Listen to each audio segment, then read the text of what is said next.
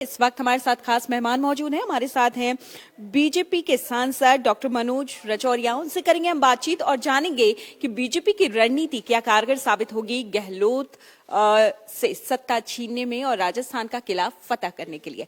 आपका बहुत बहुत स्वागत है। नमस्कार मैम। जिस तरीके से बीजेपी यहाँ पर आगे बढ़ रही है और अब प्रधानमंत्री नरेंद्र मोदी ने साफ तौर पर कहा है कि चेहरा कमल ही है, इसके बावजूद क्या वजह रही कि आप लोगों को केंद्र से लोग राजस्थान में एमएलए पद के लिए इलेक्शन के लिए चुनावों के लिए लाने पड़े?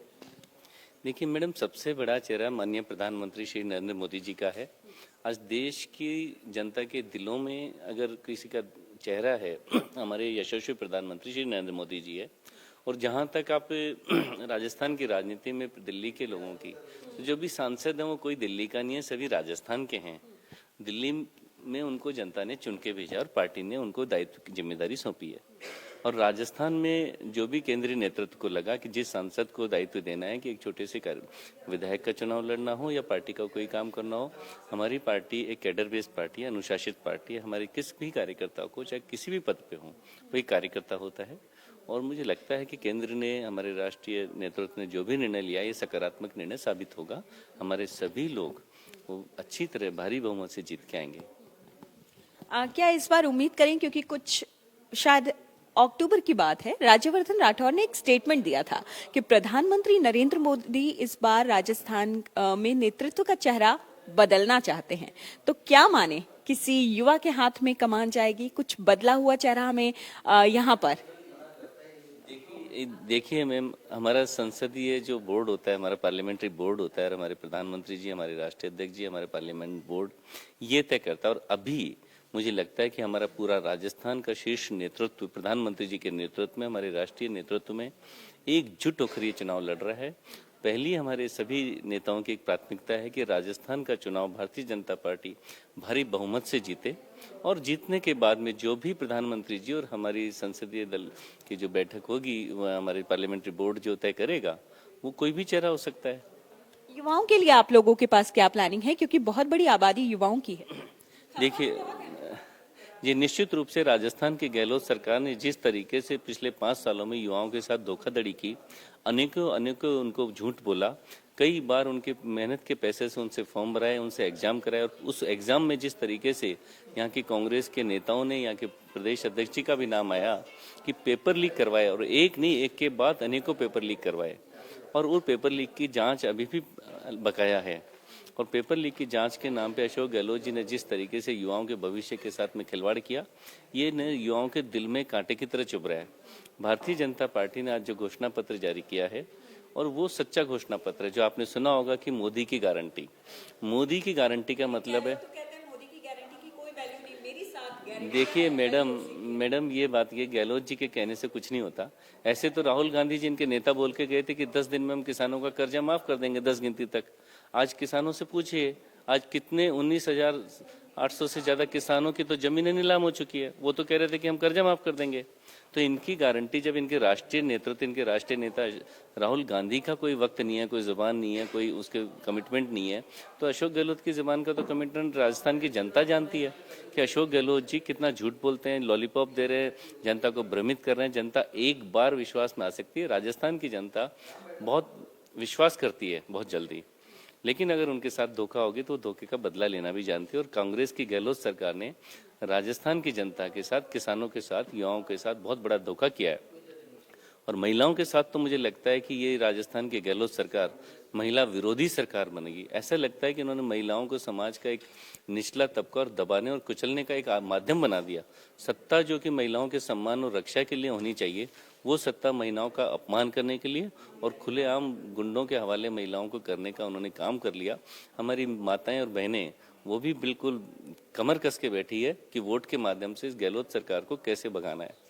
आपने महिलाओं की बात छेड़ी है, तो यहाँ पर एक सवाल मेरा आपसे लाजमी है, जो मैंने आपकी पार्टी के कई नेताओं से पूछा, लेकिन संतुष्ट करने वाला जवाब नहीं मिला। वो ये है कि आप लोग महिलाओं की उन्नति की बात करते हैं, प्रगति की बात करते हैं, महिलाओं के खिलाफ हो रहे अपराधों को लेकर बात करते हैं, जंग छेड़ने की बात करते हैं, लेकिन सवाल ये है सर, जब नेतृत्व देने की बारी आती है, चाहे आप हो चाहे कांग्रेस हो, और माफ कीजिएगा यहाँ मुझे कहना पड़ेगा कि कांग्रेस से पीछे हैं आप। कांग्रेस ने फिर भी 14% महिलाओं को टिकट दिया, आपने तो सिर्फ 10% महिलाओं को टिकट दिया है।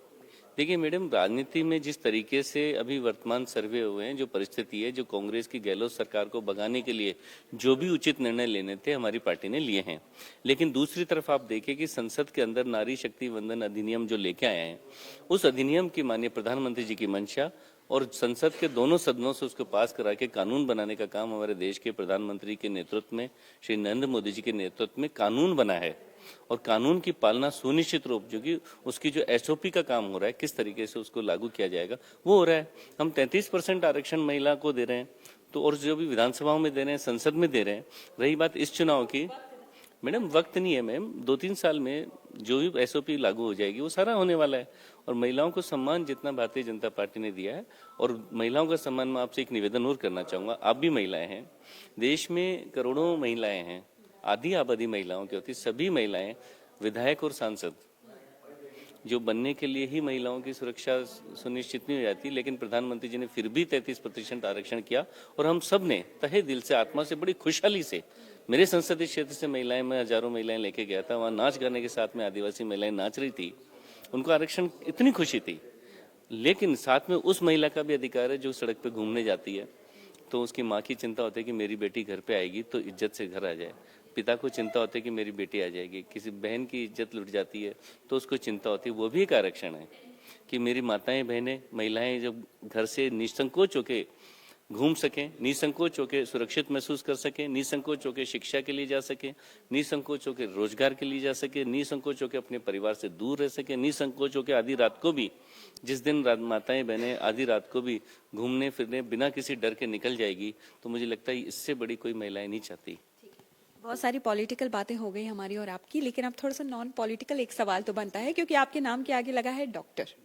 आपने जब शुरू किया अपना काम, पेशे से आप डॉक्टर थे, तो क्या कभी कभी मिस करते हैं उसको? निश्चित रूप से मैडम, मैं डॉक्टर रहा, 10 साल मैंने प्रैक्टिस की जयपुर के वैशाली नगर में, और एक डॉक्टर होने के नाते किसी मरीज की तकलीफ को दूर करना, उसको सही करना एक बहुत बड़ा संतोष और खुशी का पल होता है। और जब मैं डॉक्टर था तो मैं गार्डन में घूमने जाता था, तो बहुत सारे लोग नेताओं को गालियां बकते थे, बहुत ही अपमानजनक शब्द और अपमानजनक व्यवहार उनके लिए करते थे। मैंने उनसे पूछा, भाई आप ऐसा क्यों करते हो, खुद पॉजिटिव काम कीजिए। तो उन्होंने मुझे चेतावनी दी कि आप में हिम्मत है तो आप खुद इस गंदगी में उतर के देखिए ना। तो हम सुनते थे कि अच्छे लोग राजनीति में नहीं आते। मैंने फैसला किया, जबकि मैं बहुत सफल प्रैक्टिशनर था, कि मैं इस गंदगी में उतरूंगा और कोई कीचड़ नहीं लगा सकता। और मैं तो सभी उन पढ़े लिखे युवाओं से और सभी प्रोफेशनल से भी मैं प्रार्थना करूंगा कि राजनीति गंदी जगह नहीं है। आप जैसे अच्छे लोगों की कमी है, आप लोग अधिक से अधिक लोग आइए, राजनीति में अच्छे लोगों की ज़्यादा ज़रूरत है। और मुझे मैडम संतुष्टि है कि मैं समाज के बड़े हिस्से के रूप में काम कर पा रहा हूँ। मैं उस डॉक्टर को भी मिस करता हूँ, लेकिन ये भी बहुत बड़ी सेवा है, क्योंकि यहाँ अधिक शक्तियाँ, अधिक अवसर हैं। वहाँ सीमित संख्या में लोगों की आप सेवा कर सकते हो, यहाँ बहुत लाखों करोड़ों लोगों की आप सेवा कर सकते हो। तो एक डॉक्टर की आत्मा होती है कि सेवा करना, वो मुझे यहाँ भी सुख मिल रहा है। यहाँ आने के लिए, हमसे बातचीत करने के लिए आपका बहुत बहुत शुक्रिया। बहुत बहुत धन्यवाद मैम।